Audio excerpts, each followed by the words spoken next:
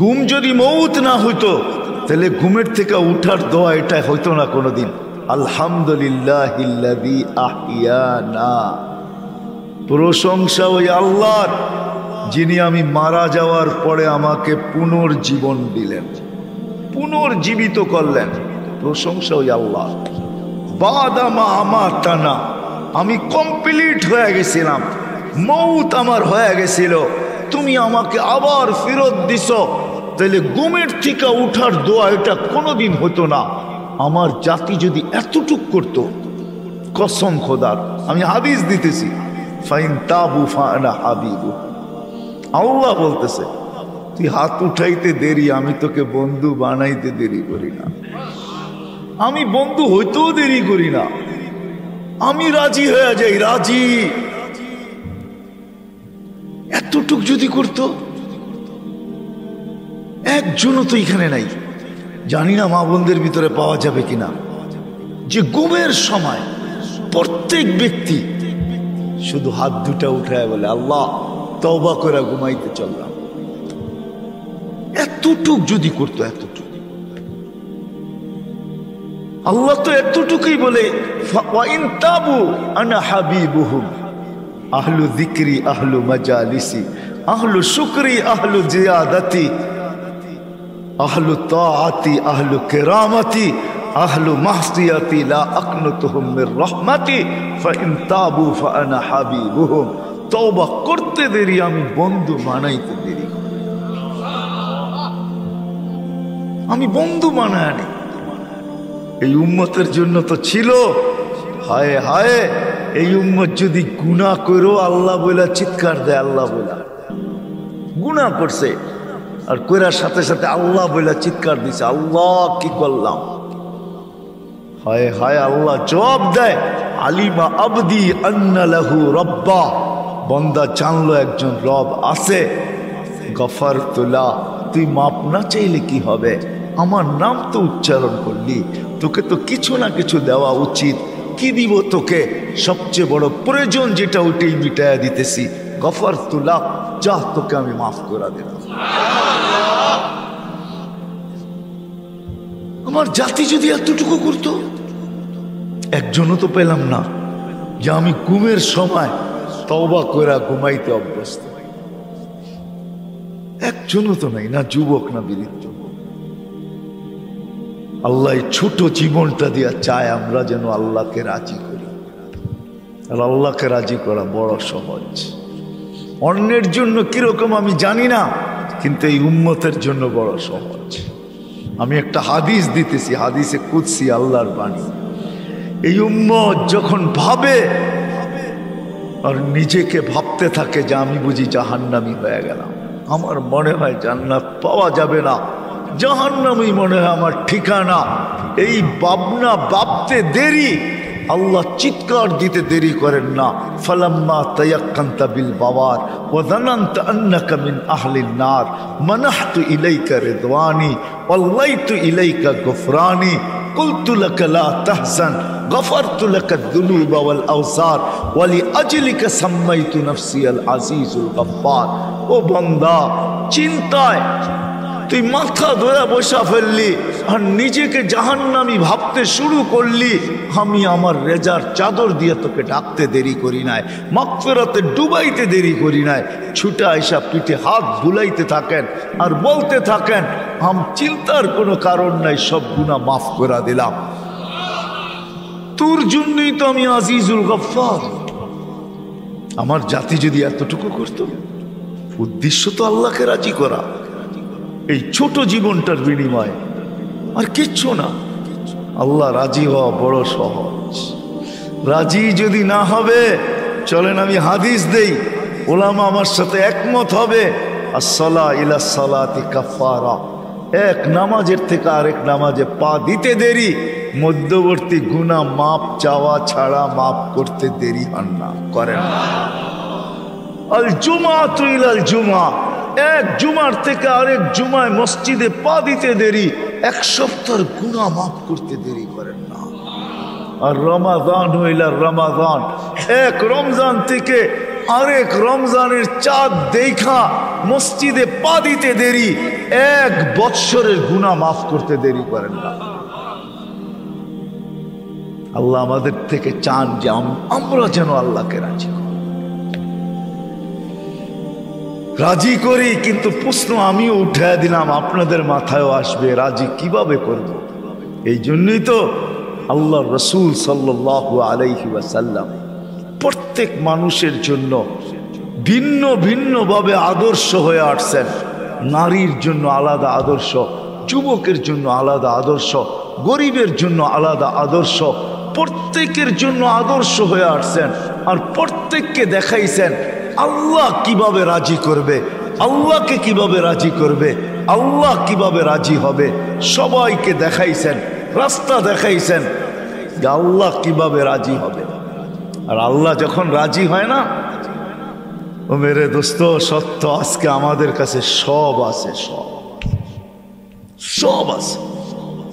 যদিও নামটা চেঞ্জ হয় নাই, বালুর চর বলবে, মানুষ ভাববে এখানে খালি বালু আর বালু, মানুষ হবে না এখানে, ঠিক না? মনে হয় রাগ হয়ে গেলেন? জায়গার নাম কি?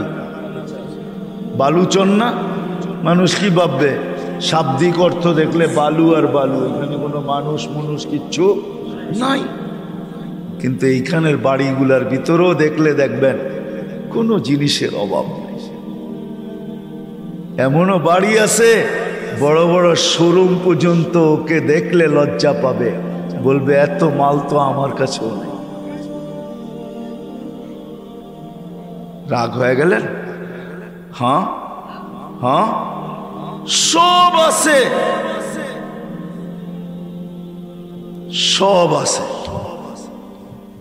কিন্তু আল্লাহকে রাজি করতে পারি না বিদায় আমাদের কারো জীবনে সুখ নাই, শান্তি নাই, সুখ নাই। যার আছে সেও সুখী না, যার ঘরে নাই সেও সুখী না। যার ঘরে কিছু নাই সে তো সুখী না বুঝে আসে, সে পাওয়ার জন্য সুখী না, পাওয়ার জন্য ছুটতেছে। যার ঘরে আছে সেও সুখী না। কেউ আমাদের সমাজে সুখী না। কারণ কি জানেন? না কোনো ব্যক্তি সুখী, না কোনো সম্পর্ক সুখী, না কোনো ঘর সুখী, না কোনো ফ্যামিলি সুখী, না কোনো পরিবার সুখী। আমরা কেউ সুখী না। কারণ কি? কেন সুখী না? কোনো ব্যক্তিও সুখী না। কেউ বলতে পারবে না আই এম হ্যাপি, আমি সুখী। হ্যাঁ, হ্যাপি শুধু কেকে লেখা আছে, কেক হ্যাপি আমি মানি, কেকে লেখা আছে হ্যাপি, ঠিক না? কেকটাই শুধু হ্যাপি, আমরা হ্যাপি না, আমরা সুখী না। কোনো ব্যক্তি সুখী না, কোনো সম্পর্ক সুখী না। বলুক এখানের কোনো যুবক হাত উঠায়া যে আমি মা বাবা নিয়ে সুখী, সত্য করে বলুক। সেও ভাবে আমার মা বাবা যদি এরা না হইয়া অমুক অমুক হইতো বড় ভালো হইতো। সে তার মা বাবা নিয়ে সুখী না। আমরা কোনো সম্পর্ক নিয়ে সুখী না। কেন? অথচ সাহাবায়ে কেরাম তো এক কাপড়ে সুখী ছিলেন। মাসের পর মাস চুলা জ্বলে নাই, তারপরে সুখী। মাসের পর মাস চুলা জ্বলে নাই, তারপরে সুখী। এক কাপড়ে সুখী, কিছু নাই ঘরে, তারপর সন্তান মা বাবা নিয়ে সুখী, পাই নিয়ে সুখী। সম্পর্ক বলতে যা বোঝা যায়, সবাই সবাইকে নিয়ে সুখী। কোথাও দুঃখ ছিল না, দুঃখী জিনিস জানতেনই না। কেন? ওইখানে আল্লাহকে রাজি করাই সবার জীবনের উদ্দেশ্য ছিল। আজকে আল্লাহ পাওয়া আমাদের জীবনের উদ্দেশ্য না, যেটা আমাদের এই ছোট জীবনের দ্বারা আল্লাহ চান। আল্লাহ রাজি করা আমাদের উদ্দেশ্য না, আল্লাহ পাওয়া আমাদের উদ্দেশ্য না। আমাদের শুধু এই 60-70 বছরের জীবনটা গড়া উদ্দেশ্য, কাটানো উদ্দেশ্য, এটাকেই গুছানো উদ্দেশ্য। এই জন্য আমার কথা শুরু এখান থেকে। আল্লাহ করুক, বুঝে আসুক আমাদের এই ছোট জীবনটা দিয়া। আল্লাহ আমাদের কাছ থেকে চান আমরা যেন আল্লাহকে রাজি করি। গরিব যেন দারিদ্রতার ভিতরে রাজি করেন, নারী যেন নারীত্বের ভিতরে পুরুষ যেমন পুরুষত্বের ভিতরে, যুবক যেন যৌবনের ভিতরে। চলেন একটা একটা করে দেখি আল্লাহ কি দিবে। যুবক যদি যৌবন অবস্থায় আল্লাহকে রাজি করলো, কসম খোদার, আল্লাহ ওই যুবককে দেখেন আর ফেরেশতাদেরকে দেখায়া বলেন, হাদা আবদি হাক্কা, এই যুবক আমার পারফেক্ট বান্দা, ইন্নী উবাহি বিহিল মালাইকা।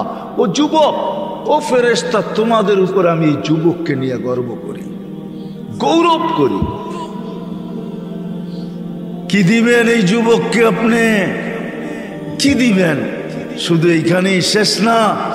আল্লাহ বলে, যুবক, তোর জন্য আরশের নিচের ছায়া অপেক্ষা করতেছেন। সাবআতু ইয়াযিল্লুহুমুল্লাহু তাহতা যিল্লি, তোর জন্য জান্নাত অপেক্ষা করতেছে। তুই যুবক, যৌবন দিয়েই তোকে জান্নাতে দিব, সব আশা ওইখানে পুরাবো। হায় হায় মেরে দোস্ত, সত্য এটাই। সাহাবায়ে কেরামও আমাদের চেয়ে বুদ্ধিমান কম ছিলেন না। আমরা ভাবি ওনারা বোকা ছিলেন, আমরা বুদ্ধিমান, ঠিক না? না না না না, ওনারাই বুদ্ধিমান ছিলেন, আমরাই বোকা। ওনারা অসাধারণ বিদ্যা। আপনাদেরকে দুই চারটা আমি দেখাই। যারা মেঘকে ডাইকা বৃষ্টি বর্ষণ করাইতে পারতেন, তারা কি দুনিয়াটাকে উন্নতি করতে পারতেন না? আপনার বিবেক কি বলে? হ্যাঁ, আপনি বিবেক থেকে বলতেছেন তো? যারা মেঘকে ডাইকা বৃষ্টি বর্ষণ করাইতে পারতেন, তাদের ইচ্ছা মতো বর্ষিত হতো, তারা কি দুনিয়াটাকে বানাইতে পারতেন না? হ্যাঁ হ্যাঁ, যারা হাতের ইশারায় অগ্নিগিরিকে পাহাড়ে আবদ্ধ করতে পারতেন, যাদের ইশারা অগ্নিগিরি বানতে বাধ্য, তারা কি দুনিয়াটাকে উন্নত করতে পারতেন না? যারা 3000 কিলোমিটার দূর, উইদাউট 3000 কিলোমিটার দূর, উইদাউট কোনো টেকনোলজি ছাড়া, ইথারকে অধীন করে, ইথারকে অধীন করে কথাকে পৌঁছাইতে পারতেন, ছবিকে পৌঁছাইতে পারতেন, দেখাইতে পারতেন, ওরা কি দুনিয়াটা উন্নত করতে পারতেন না? আমি তো ওই পাহাড় এখনো চিনি, যার পাহাড় সমান সাইনবোর্ড লাগানো আছে, বন্দর আব্বাস, ইরানের শহর, যেটা মদিনা মুনাব্বারার থেকে 3000 কিলোমিটার দূরে। আমিরুল মুমিনিন জুমার দিন মেম্বরে দাঁড়ায়া সেনাপতিকে বলতেছে, এই পাহাড়টা আগে সামলা। ওটা তো এখনো রাখা আছে। চলেন আমি আপনাকে দেখায় নিয়ে আসবো।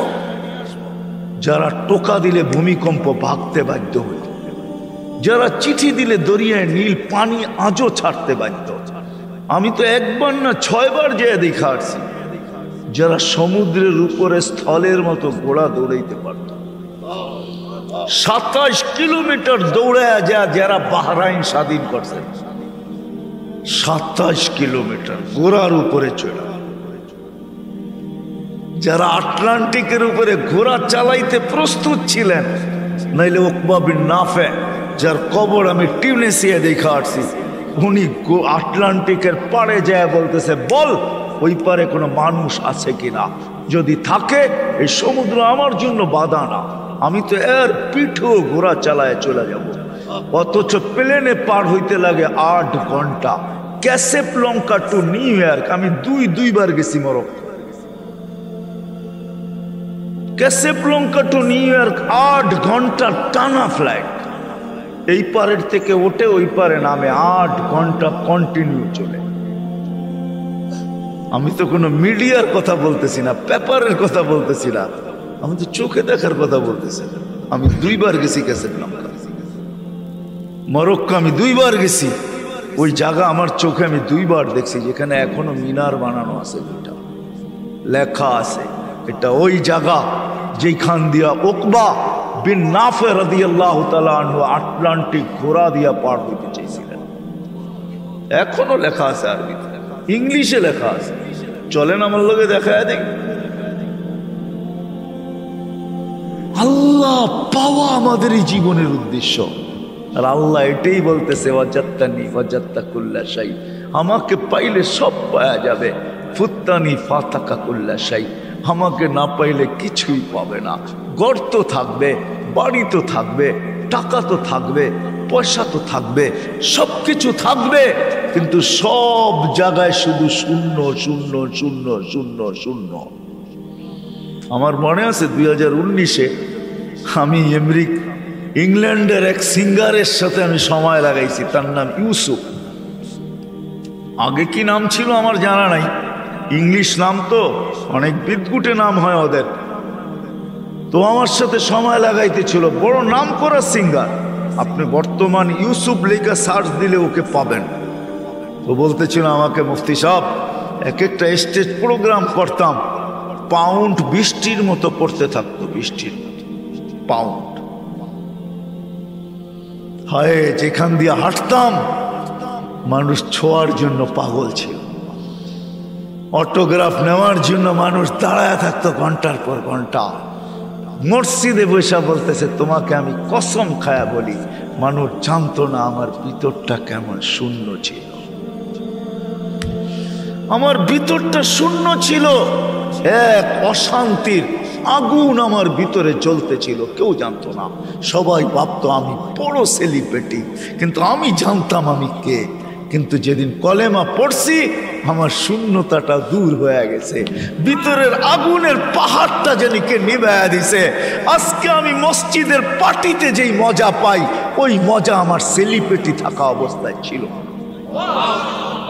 আমি তো দুনিয়া ঘুরে আপনাদেরকে বুঝাইতে চাই। আপনি এখনো সার্চ দিলে পাবেন সে বেঁচে আছে। আমি এরকম হাজারো সেলিব্রিটি চিনি দুনিয়াতে। আল্লাহ আমাকে ঘুরায়, চিনি আমি, স্বীকার করে আমার কাছে। এই জন্যই আপনাদের পায়ে ধরতেছি, আল্লাহকে রাজি। আল্লাহর ওয়াদা, ওয়াজাত্তানি ওয়াজাত্তা কুল্লা শাই। শুধু আখেরাত না, দুনিয়া তোকে পাওয়ায় দিব। এই জন্য তো বললাম, এক কাপড়ে সুখী।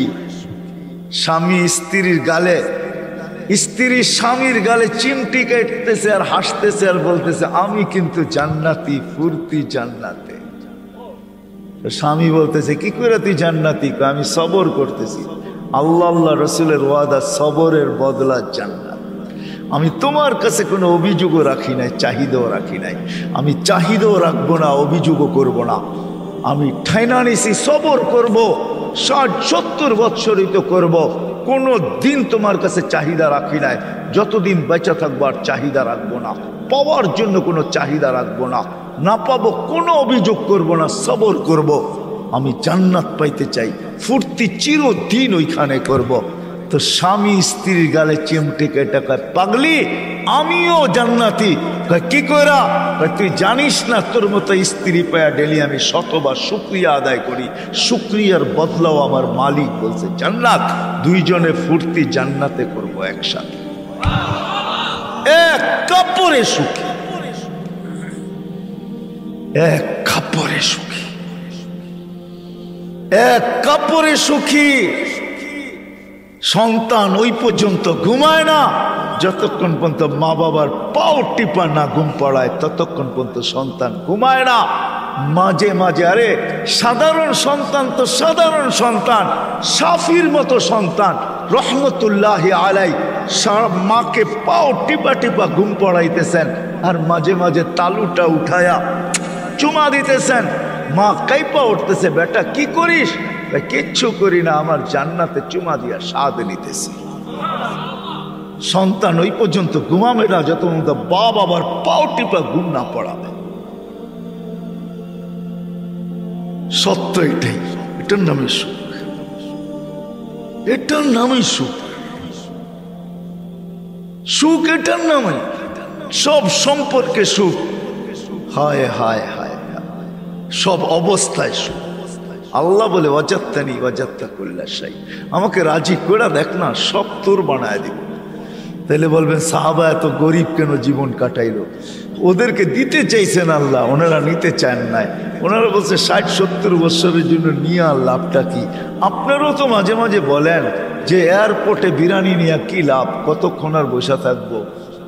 সামান্য কিছু দিয়া দাও, প্লেনে উঠে তারপরে যা মিলবে তা খাবে। ওইখানে তোর বড় টিফিনকারী কালিয়া কুত্তা নিয়ে যান না, যান। চেয়ারম্যান সাহেব গেলেও যেতে পারে, ঠিক না? চেয়ারম্যান মানুষ, কি বলেন, ঠিক না? হ্যাঁ, ওনারা ভাবতেন দুনিয়া 60-70 বছর থাকবো, এখানে পাইলেই কি না পাইলেই কি।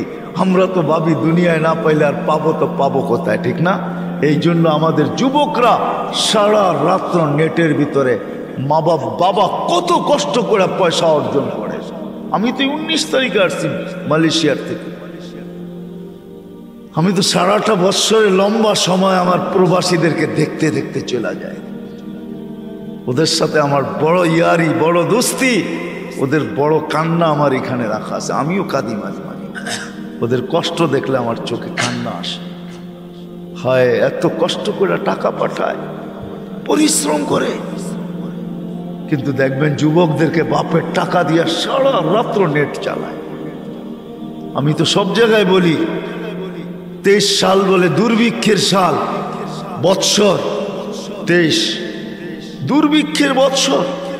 আমার জাতি যদি শুধু নেটের পয়সাগুলা জমা রাখত, ইন্টারনেটে যা ব্যবহার করে আমাদের যুবক যুবতীরা, প্রত্যেক বাড়ির ডিশের যে পয়সাগুলা কি ফাও দেওয়া যায় লাগা, কত মাসে বিল, এখন ডিশের বিল কত? এই পয়সাগুলা যদি জমা রাখতো 1 বছরের, তাহলে আমার মনে হয় কসম খোদার দুর্ভিক্ষ এরকম 5 বার আসলো মনে হয় দেশে কোনো অভাব হতো না। আমি তো বলি গত 1 মাসে ফুটবলে হায় হায় হায়, রাগ হো না যুবক, তোমাদের পায়ে হাত রাখে। জার্সি আর পতাকার পিছনে আর প্রজেক্টরের পিছনে যতটুকু পয়সা খরচ হয়েছে, ওটা যদি জমা রাখা হইতো, পুরা দেশ না চলতে পারলেও সিরাজদি খানের মতো থানা 1 বছর চলতে পারত না? পারতো না। হায় হায়, এই জন্যই আমি শেষ জায়গায় চলে আসছি। আল্লাহ বেশি কিছু চান না, ছোট জীবনটার বিনিময়ে চায় আমাকে রাজি কর। আল্লাহকে রাজি করা চান, আল্লাহকে রাজি করা চান, আল্লাহকে রাজি করো। অজাত্তানি অজাত্তাকুল্লা শাই, আল্লাহকে রাজি হবে কি হবে না এটাও বলছে। উতলুবনি তাচিতনি, তুই আমাকে রাজি করার জন্য তালাশে নাম না, আমি যদি রাজি না হই তারপরে বলিস উতলুবনি তাচিতনি অজাত্তানি অজাত্তাকুল্লা শাই। ফাইন রাদিতা বিমা কাসসামতু লাক আরিহতু লাকা জিসমাকা ওয়া নাফসাক তাকুনু ইন্নী মাহমুদা। আরেক জায়গায় বলেন, তুই যদি আমাকে রাজি করলি তাহলে আমি তোকে রাজি করা ছাড়বো, তো চিত্তকে শান্তি দিব, তোকে শান্তি দিব। আল্লাহ চায় আমরা আল্লাহকে রাজি করি। কিভাবে করব? ওই পদ্ধতি নিয়েই মুহাম্মদুর রাসূলুল্লাহ সাল্লাল্লাহু আলাইহি ওয়াসাল্লাম আসছেন। যুবককে যৌবনে রেখা, নারীকে নারীত্বে রেখা, পুরুষকে পুরুষত্বে রেখা, ধনীকে ধনের ভিতরে রেখা। আপনি বলবেন এটা মানতে গেলে তো আমাকে ধন সম্পদ মনে হয় সব শেষ হয়ে যাবে। তাহলে আপনি ওমর রাদিয়াল্লাহু তাআলা আনহুর দিকে দেখেন,